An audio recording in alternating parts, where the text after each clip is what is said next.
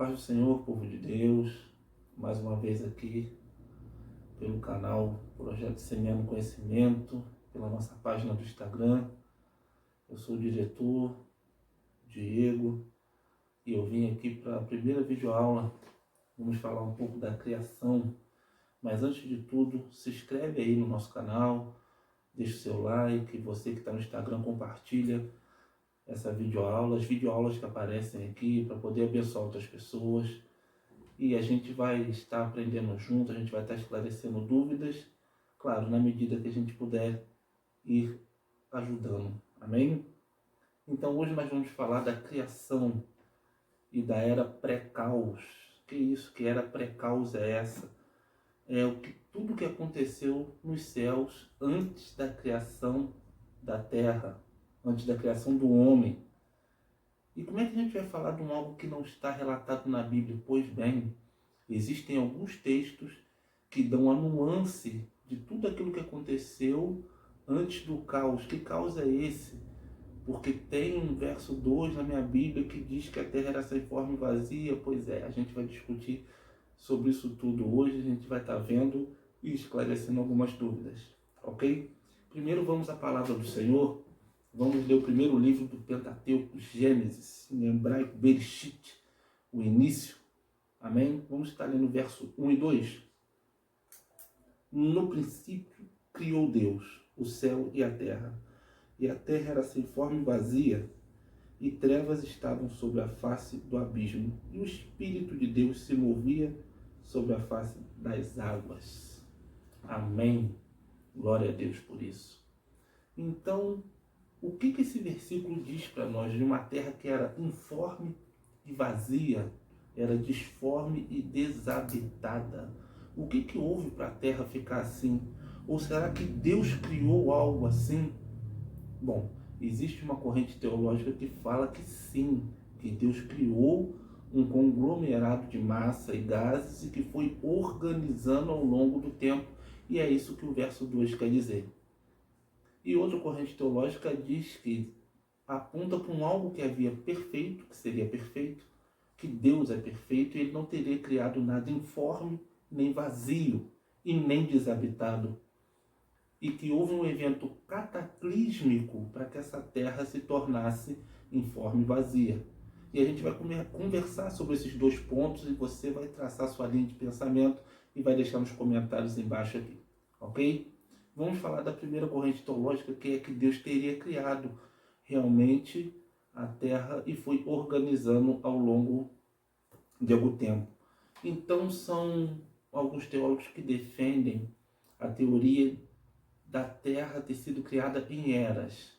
A terra teria passado por um processo de hibernação e ao longo de eras Deus foi organizando a atmosfera, foi organizando a terra, foi organizando o continente, a grande Pangeia que havia, ok? E organizando todo o ecossistema, toda a fauna, toda a flora, para enfim colocar o homem no seu habitat perfeito, que tivesse condições para ele ali sobreviver. A outra corrente teológica defende que, como eu disse inicialmente, houve um evento cataclísmico que teria deixado essa terra informe e vazia. Mas as duas correntes que defendem isso não deixam claro o que houve antes para que isso acontecesse. E a gente vai estar agora vendo alguns textos bíblicos que podem corroborar com essas opiniões aí. E eu quero que você, de uma forma muito dinâmica, participe comigo. Amém? Vamos abrir em Isaías 45, verso 18, e vamos ver o que Deus, através do profeta Isaías, fala. Isaías, capítulo 45, verso 18. Estou usando a Bíblia King James, que eu aconselho. O português é um pouco mais rebuscado, mas acho que todo mundo deveria ter uma Bíblia King James em casa. Estou fazendo uma propaganda aqui, não estou ganhando nada, mas é uma Bíblia muito fiel às traduções. Talvez uma das mais próximas, ok? Isaías capítulo 45, verso 18, eu vou ler com vocês. Porque assim diz o Senhor, que criou os céus, Deus, Ele mesmo, que formou a terra e a fez. Ele a tem estabelecido, Ele não a criou em vão. ele a formou para ser habitada. Eu sou o Senhor e não há nenhum outro. Então nós vemos aqui que Deus criou sim uma terra para ser habitada, criou um lugar habitável para poder corroborar com a opinião da primeira linha de pensamento que Deus teria criado algo perfeito e houve um evento que possa ter destruído, talvez, possa ter deixado disforme, ok? E agora a gente vai conversar um pouco sobre o acontecido. Pois bem, existem algumas referências bíblicas que nós vamos ler já, nós vamos se ater bastante à Bíblia, e que podem dar uma nuance do que aconteceu. A primeira está lá em Lucas, que eu queria abordar com vocês, está lá em Lucas, capítulo de número 10, no verso 18, em que Jesus envia os seus seguidores para que expulsassem demônios e curassem os enfermos, e esses mesmos retornam. E quando eles retornam, eles vêm alegres e satisfeitos porque os demônios se submetem, eles tinham conseguido curar pessoas, enfim. E Jesus dá uma resposta um tanto dura, mas Jesus diz assim: e eu vi Satanás cair do céu como um relâmpago. Então a gente pode imaginar como tudo que Jesus diz, ele não falava a verdade, ele era a verdade. Então a gente pode se ater a essa frase porque realmente ele viu, porque ele era o Verbo encarnado e o Verbo era Deus e o Verbo estava com Deus, como diz João capítulo de número 1. Então ele faz essa afirmação que viu Satanás cair do céu como um relâmpago. E tem outros textos que corroboram com isso, que a gente pode imaginar que foi a queda de Lúcifer que deixou a terra disforme. Vamos dar uma olhada em Isaías, capítulo 14, verso 12. Eu estou abrindo com vocês, ok? E esse tempinho que a gente leva para folhear, geralmente é o tempinho que a gente leva em casa. Então eu vou preferir não editar o vídeo, para ficar uma coisa bem coloquial, uma coisa bem íntima, né? Aqui nós somos amigos e aprendemos juntos. Isaías capítulo 14, verso 12, diz assim: como caíste do céu, ó Lúcifer, filho da manhã, tu que foste derrubado à terra, que enfraqueceste as nações. O verso 12. Então a gente começa a ter uma nuance daquilo que aconteceu antes da criação do homem. A gente começa a entender que houve sim uma batalha, houve sim uma guerra, houve algo muito importante antes da criação do próprio homem, tá? E a gente não pode afirmar com certeza nem com clareza que foi a queda de Lúcifer que, no caso, teria deixado a Terra dessa forma. Mas nós, biblicamente falando, a gente pode pegar algumas respostas na Bíblia que podem levar a gente a uma corrente de pensamento, ok? Eu queria ver com vocês também Ezequiel 28, perdão. Vamos dar uma olhadinha em Ezequiel 28. Ezequiel capítulo 28, verso 16. Por causa da amplitude de tuas contradições, foste cheio de iniquidade e pecaste. Por isso eu te lançarei como profano para fora do monte de Deus. Eu te destruo, ó querubim cobridor, do meio das pedras alfogueadas. É claro que isso aqui é uma profecia contra Tiro, como também Isaías 14 também é uma profecia. Mas o que a gente vê, as qualidades que contém, tanto em Isaías quanto em Ezequiel 28, não são qualidades que podem ser atribuídas a um ser humano. Ok? Você pode dizer, está profetizando contra Tiro? Então como é que vai fazer uma alusão a Satanás? É muito simples. A gente fazendo uma exegese básica do texto e entendendo o contexto, a gente pode ver que as qualidades que os profetas atribuem como perfeição não pode ser atribuída a um simples ser humano, ok? E eu vou falar desde o início, eu vou citar aqui desde o início a profecia contra Tiro, ok? Vamos falar do verso 13 em diante, vou citar aqui do verso 13 em diante de Ezequiel. Tu estiveste no Éden, o jardim de Deus.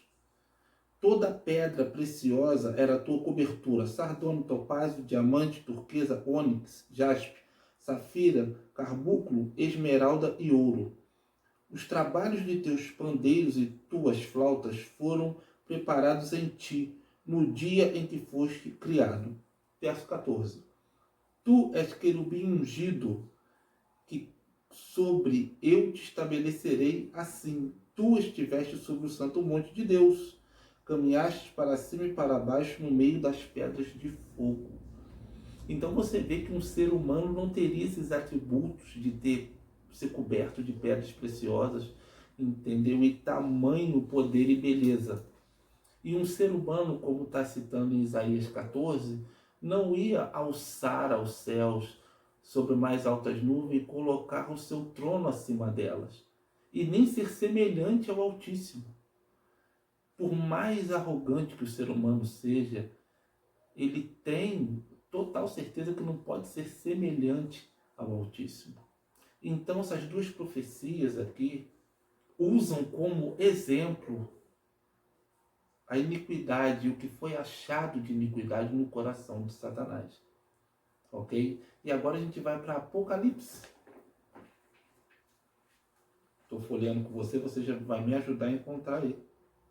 Ok?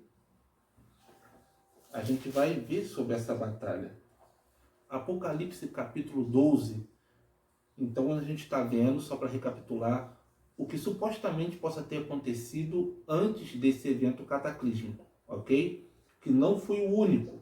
Você que está acompanhando a aula aí, daqui a pouco eu vou falar um outro exemplo de evento cataclísmico que aconteceu. Esse sim, depois da criação do homem.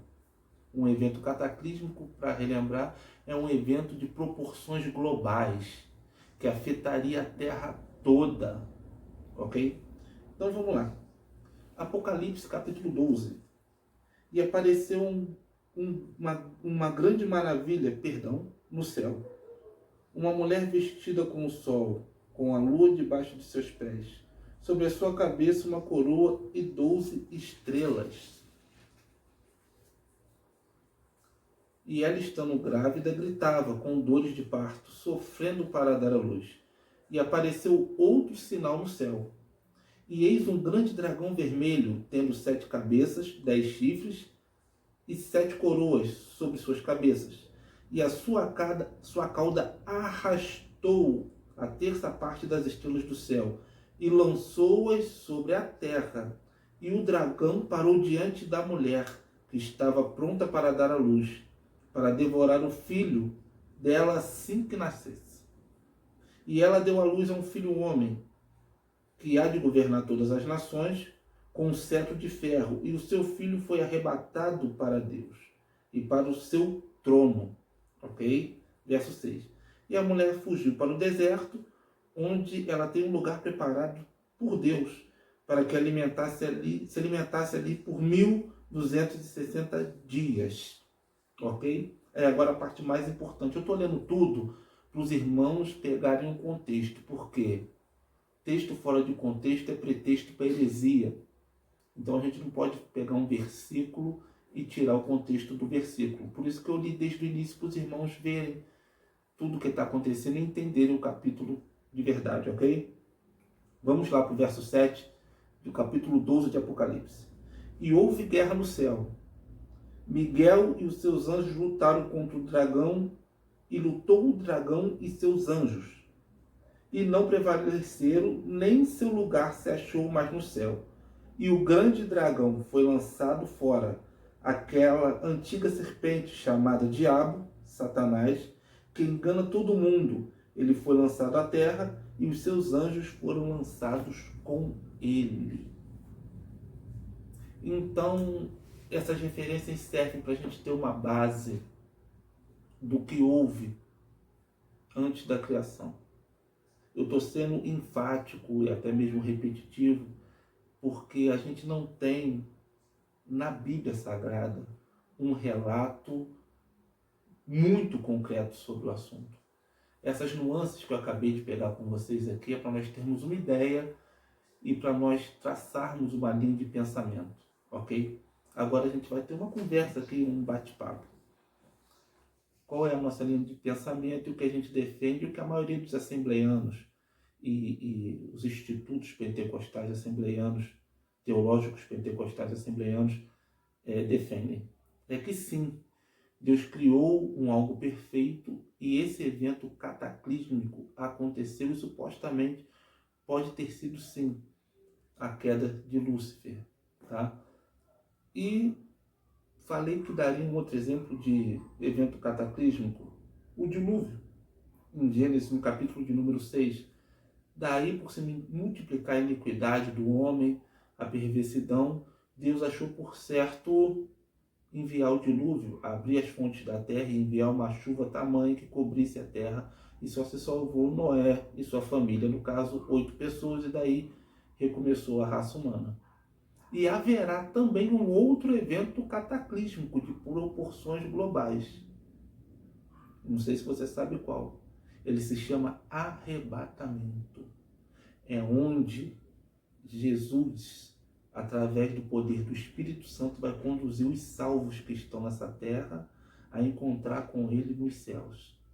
Vai ser um outro evento cataclísmico de proporções globais. E eu creio que eu e você, nós vamos estar nele. Amém?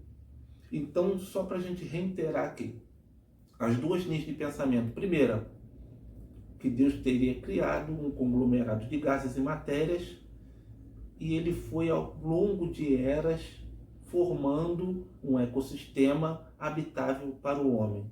Segunda linha de pensamento é que Deus havia criado um mundo, uma terra perfeita, e houve algo nos céus que possa ter interferido nesse ecossistema e possa ter tornado a terra caótica, como diz o verso 2 de Gênesis, ok?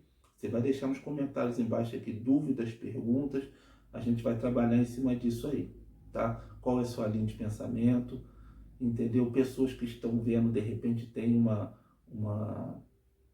linha de pensamento um pouco diferente da nossa, e a gente está aqui para respeitar todas as linhas de pensamento, ok? Mas a gente está aqui para trazer mesmo, para botar, falando uma linguagem bem coloquial, botar uma pimenta aí, para a gente começar a discutir sobre o assunto. E nas aulas que vão vir subsequentes, a gente vai se aprofundar mais. Aqui eu estou dando só uma introdução, né, bem básica daquilo, para a gente levantar a bola, e depois a gente vai se aprofundar mais. A gente vai trazer um pouco do hebraico também para cá, para a gente ver o que fala no original. Esse verso 2 da terra está sem forma e vazia, que o termo hebraico que a gente usa é Vaharit Haitá Torrovahu. A terra estava evacuada e inabitada. Vaharit Haat Vorot Torruv. Ela estava inabitada e evacuada, ok? Então a gente vai dar uma olhada melhor, a gente vai se aprofundar, entendeu? Volto a pedir o seu like, conto com a sua colaboração. Essa aqui foi uma conversa aqui de uns 20 minutos e deu pra gente ter uma boa noção disso aí. Amém? Que Deus abençoe sua vida, Deus abençoe sua casa, abençoe sua família. O projeto Conhecimento conta com a participação de todos para veicular, para compartilhar. Amém? Deus abençoe.